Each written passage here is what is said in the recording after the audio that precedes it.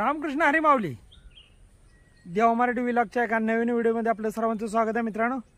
हे दिसतंय हे यातनं असं वर जाणार. आता मी चालत चालत ही आमची अमित तात्याची पोल्ट्री त्यातनं असं चालत चालत वरती जाणार. आता हे बघा तुम्हाला शाळवाचा नजारा दाखवतो. अजून शाळा लहान लहान आहे ती. ही आमची सतीश शेजवळ यांची पोल्ट्री आहे. आणि असंच चालत चालत आता मित्रांनो वरती जायचं. आपण या दिशेने जाणार आहे. आता तुम्हाला डोंगर या दिशेने दिसत असलं वाट, हीच वाट गेल्यावरती तुमच्या डोंगराच्या साईडला. आणि या डोंगराच्या साईडला जाताना याच वाटेनं जाणार आहे आता मी वरती. आणि येणार आहे पाला घेऊन मस्तपैकी हुंबराचा. आणि त्याच्याबरोबरच एक 20-25 बेबे आणणार आहे. आमची बादशाला एक पोरगी दिल्या. आमची आमचीच माझीच पोरगी आहे ती. पण आता तिचा वौसा द्यायचा आहे. त्यासाठी मी वौस्याला तिच्या वंशात बिबे द्यायला लागतात ना वंशात. मग त्यासाठी मी बिबे पण घेऊन येणार आहे. एक 20-25 बिबे आणणार आहे. आम्हाला एक 5-10 बिबे घरात ठेवतो आणि बाकी सगळ्या पोरीला देऊन टाकतो माझ्या. म्हणजे लेक माझी वंशानं जाणार आहे ना, मग लेकीच्या वंशात द्यायला लागतात ना बिब्या.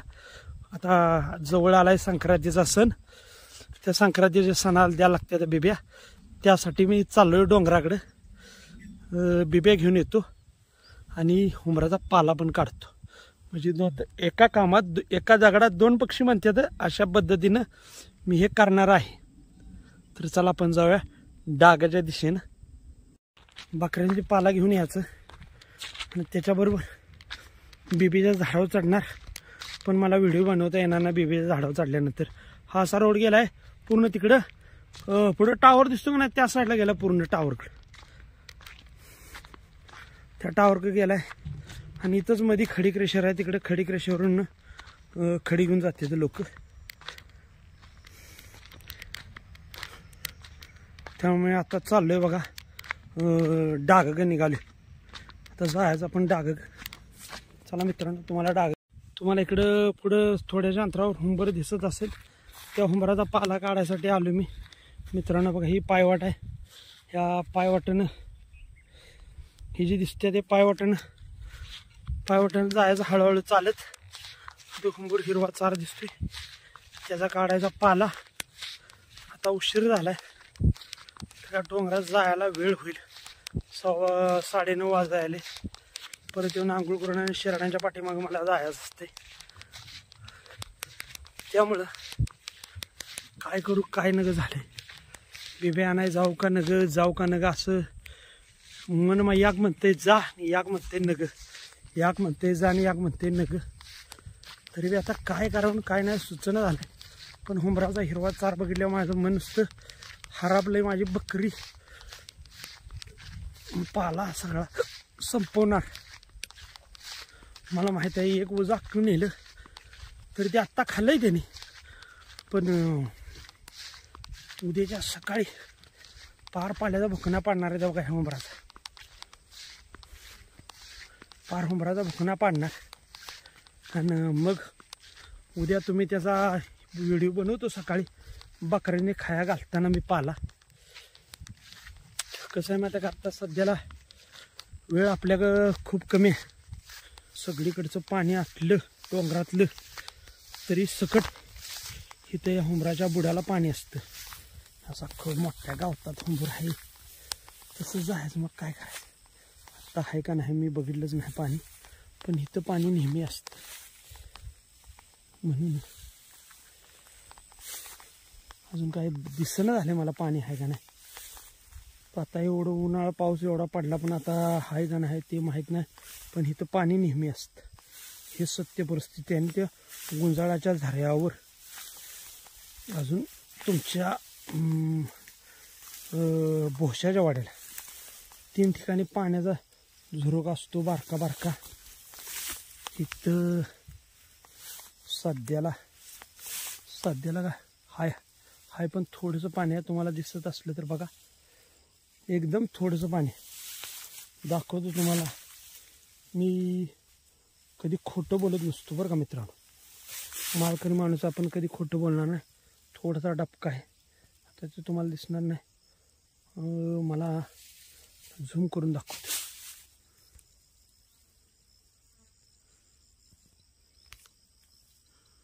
काटक्या दिसते तर त्याच्या बोच्याला आहे. मला खाली उतरायला लागेल तुम्हाला दाखवायसाठी. त्याला दाखवतो तुम्हाला. हे हुंबूर, ह्या हुंबराच्या पायथ्याला आता हुंबरं पिकायला लागले. ते ह्यातले वरती ते दिसते का, हे 4-5-7 डाळ हेच काढायचं. 5-7 डाळ आहेत, हे काढायचं. इकडचं काढायचं आणि बांधायचं, बकऱ्याने घेऊन जायचं. हुंबराला आता हुंबरं पिकायला लागले. ते दिसत असतील माऊली तुम्हाला. ही हुंबरं, पिकलेली हुंबरं शरीराला खूप चांगली असते बरं का माऊली. याच्यापासून आपल्या शरीरात जर कोणता एखादा घट कमी पडत असला तर घटकाची वाढ होते या हुंबराच्यापासून. हे ध्यानात ठेवायचं. आणि मी उतरायच्या नादात आहे खाली, म्हणून कॅमेरा वाईज वर केलाय. मला माझा पाय आला असल्यामुळे मला उतरता येत नाही. पटकन खाली मी ज्या त्या व्हिडिओमध्ये तुम्हाला मित्रांनो सांगित असतो. तुम्ही म्हणत चला मी खोटं बोलतोय, तर मी कधी खोटं बोलत नसतो बरं का मित्रांनो. मी कधी खोटं बोलत नसतो. माळगाळ्यात असल्यामुळं खोटं बोलणं हे आम्हाला शोभत नाही. इथं पाणी आहे, इथं पाणी आहे का, दिसलं का? हे पाणी असते हुंबराच्या बोच्याला नेहमी. आता खूप कमी झालं आहे पाणी, आता आटणार ते. तर चला आपण जाऊया आता. हुंबराव चढतो मी आणि पाला काढतो. बघा हे मी हुंबराव चढून बघा एवढं डाळं तोडली ती, आणि बघा एवढंच ना पाला झालाय. आणि तुम्हाला आता दाखवतो मी किस्त्यावर चढलो होतो. तर हुंबर सोपा असल्यामुळे मला काय चढा येत नाही. मी असं हुंबर सोपा बघूनच चढतो माऊली बरं का. अवघड हुंबरा मला चढा येत नाही. एक पाय आदो असल्यामुळे मला चढा येत नाही. हुंबरा झाडवले मोठे. आता हुंबराचा पाला जडशीड आहे तसा इथं काढून ठेवतो वाटतं गड्याला. आणि कोराड संगती घेतो. वर दिसत असेल तुम्हाला काय तोडले ते मी डाक्या. ह्या डाक्या तोडून हुंबराचा पाला बकऱ्यांसाठी घेतलाय. आणि आता जायचं घराकडे बरं का मित्रांनो. घराकडे जाता जाता एक झलक मारून येतो वर. मित्रांनो या विश्वाच्या पाठीवर आपल्या आईवडिलांशिवाय बरं का, लक्ष देऊन ऐका मित्रांनो. या विश्वाच्या पाठीवर आपल्या आईवडिलांशिवाय आपल्याला कुणी नसतं. बायको क्षणाची, पोरं क्षणाची, हे ध्यानात ठेवा. आता मला वयाच्या 26 वर्षी पॅरली झालं बरं का मित्रांनो. मला वयाच्या 26 वर्षी पॅरली झाला म्हणून मला बघा मोबाईल आचकतो का नाही, ते पॅरली झालेला पाय टाकला की आचकतोय. चांगल्या पायानं आचकत नाही. अजून बी बघू शकता बघा, हे पाय टाकला की आचकतोय मोबाईल. तर ज्या वेळेला आपल्याला आईवडील असतात ना मित्रांनो, त्यावेळेला पोराची कसली चूक, कोणतीही चूक असू द्या, XYZ काही असू द्या, ते आपल्या पदरात घालून घेतात. पदराच्या आड लपवून ठेवतात. का तर माझं पोरगं असंच नाही. आई हक्कानं म्हणू शकते माझ्या पोरानं हे केलंच नाही. पण केलं असलं तरी आई हक्कानं म्हणणार नाही माझ्या पोरानं असं केलंच नाही. तसं तुमची बायको म्हणू शकत नाही. ते ना ठेवायचं. बायको म्हणणार केलं असलं माझ्या नवऱ्यानं, काय सांगावं, ते का शहाणा होतं. बायको अशी म्हणते. आई लेकराचं पोटात दुःख सामावून घेते आई लेकराचं. लेकरानं जरी काय कांड केलं तरी आई म्हणते माझ्या पोरानं केलंच नाही. हे ध्यानात ठेवा मित्रांनो. म्हणून यासाठी ज्याला आईवडील आहेत का नाही, आईवडील ज्याला आईवडील आहे ती तोच खरा या विश्वाचा पालन करता धरता असतो. ध्यानात ठेवायचं. का तर ज्याला आईवडील नाही का नाही. मी माझ्या वयाच्या 26 वर्षी मला पॅरली झाला. माझं लग्न झालं आणि लग्न झाल्यानंतर 3 महिन्यानं माझी आई एक्सपायर झाली बरं का मित्रांनो. लग्न झाल्यानंतर 3 महिन्यानं माझी माता माऊली एक्सपायर झाली. आणि त्याच्यानंतर मी 3 महिन्यानंतर मग मला लगेच 3 महिन्यानंतर मला लग्न झाल्यानंतर 3 महिन्यानंतर मला पॅरलीस झाला. वयाच्या 26 वर्षी मला मित्रांनो पॅरलीसचा माणूस आहे मी. पॅरलिसिस झाल्यामुळं माझं जीवन असं खडतर आहे. आणि ह्या पॅरलिसिसमध्ये माझ्या पाठीशी उभं राहणारे आमचे तानाजी मोजर, मी त्यांना आपलं बापू म्हणतो. लहानपणापासून बापू आमच्या घरात उठायला बसायला सारखे असायचे. सूरज सर जे आहेत ना त्यांचे पप्पा कायम आमच्या घरात उठाय बसायला.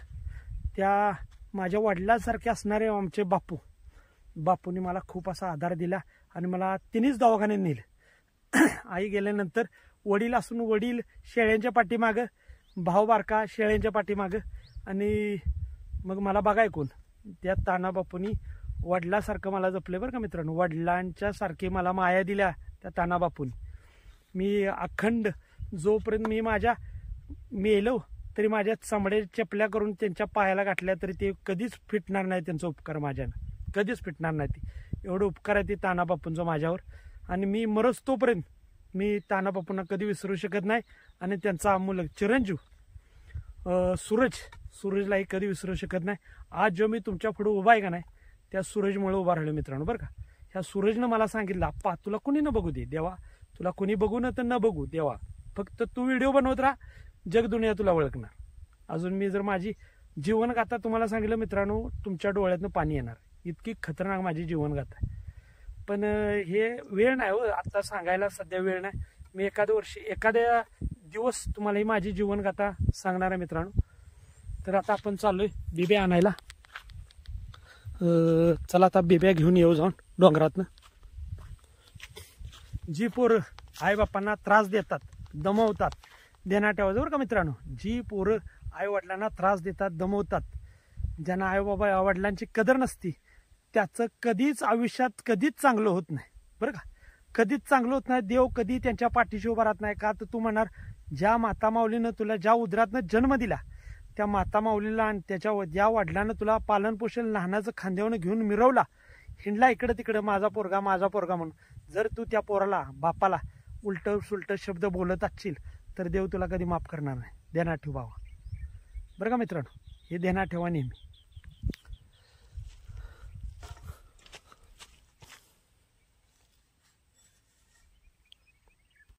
खालच्या बेब्यात तोडल्यात आहे. पावसा द्यायचा आहे सोनाली दिदीला पावसाला बेब्या द्यायच्या आहेत म्हणून काढल्या बघा. अजून मित्रांनो अजून ह्यातनं खालनं थोड्या कुठं पिकलेल्या बेब्या आहेत. आता उद्या परवा दिवशी याचं आणि आशू दिदीच्या वंशासाठी पण बेब्या काढायला लागणार आहेत. आम्हाला द्यायला लागणार आशू दिदीला आमच्या वंशा. त्यावेळेला तिच्यासाठी बेब्या काढायला लागणार आहे. तर परवा दिवशी आलो की मी 2 दिवसानं परत येईन आणि पुरीसाठी पुरीसाठी बिब्या काढून इथं घेऊन जाईन जाताना. आता बघा अंगठ्या बिबा लागलाय दिसतोय तुम्हाला. आता त्याला ते रान बिबा शोधून लावतो आणि आपला घरी जातो. काही लांबच नाही बघा इथं रान बिबा दिसते बघा. दिसते का बघा ह्यो जे हिरवा आहे का नाही ह्यो हे रान बिबा आहे. असं घ्यायचं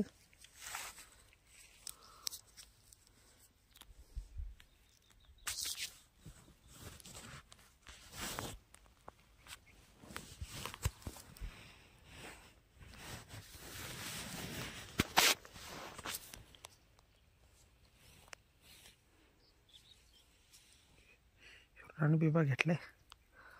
चुरगळायचं फार चुरगळायचं असं.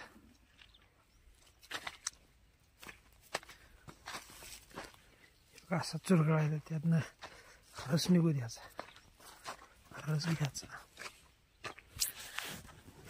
आज जर ह्या मी बनवलेल्या व्हिडिओमध्ये माझं जर कुठं बोलताना शब्द एखादा वाकडा गेला असेल तर ते मला परत करा. आणि माझ्या व्हिडिओला लाईक करा, शेअर करा आणि कमेंट करा मित्रांनो. रामकृष्ण हरी माऊली.